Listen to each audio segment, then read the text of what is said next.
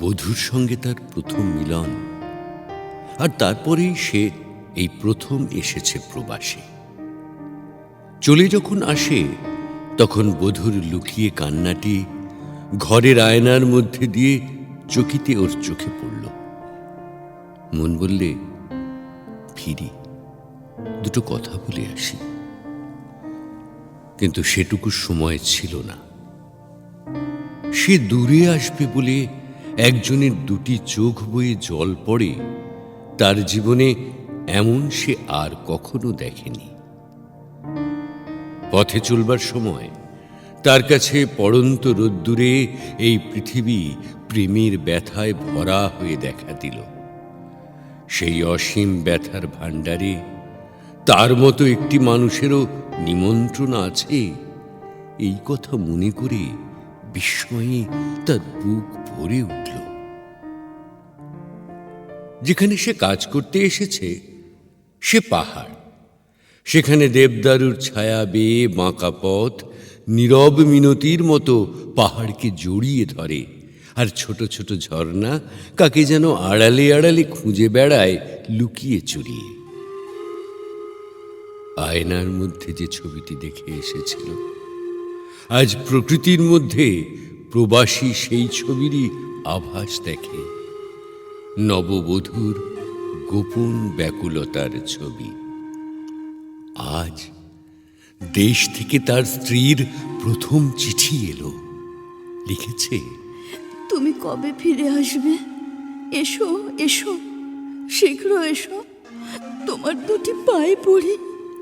এই আসা যাওয়ার সংসারে তারও চলে যাওয়া আর তারও ফিরে আসার যে এত দাম ছিল, এ কথা কে জানত? সেই দুটি আতুর চোখের চাউনির সামনে সে নিজেকে দাঁড় করিয়ে দেখলে, আর তার মন বিস্ময়ে ভরে উঠল। ভোরবেলায় উঠে চিঠিখানি নিয়ে দেবদারুর ছায়ায় সেই বাঁকা পথে সে বেড়াতে বেরোল। চিঠির পরশ তার হাতে লাগে, আর কানে যেন সে শুনতে পায়, তোমাকে না দেখতে পেয়ে আমার জগতের সমস্ত আকাশ কান্নায় ভেসে গেল। মনে মনে ভাবতে লাগলো, এত কান্নার মূল্য কি আমার মধ্যে আছে? এমন সময় সূর্য উঠল পূর্ব দিকের নীল পাহাড়ের শিখরে। দেবদারুর শিশির ভেজা পাতার ঝালরের ভিতর দিয়ে আলো ঝিলমিল করে উঠল। হঠাৎ চারটি বিদেশিনী মেয়ে দুই কুকুর সঙ্গে নিয়ে রাস্তার বাঁকের মুখে তার সামনে এসে পড়ল। কি জানি কি ছিল তার মুখে, কিংবা তার সাজে, কিংবা তার চাল চলনে। বড় মেয়ে দুটি কৌতুকে মুখ একটুখানি বাঁকিয়ে চলে গেল। ছোট মেয়ে দুটি হাসি চাপবার চেষ্টা করলে চাপতে পারলে না।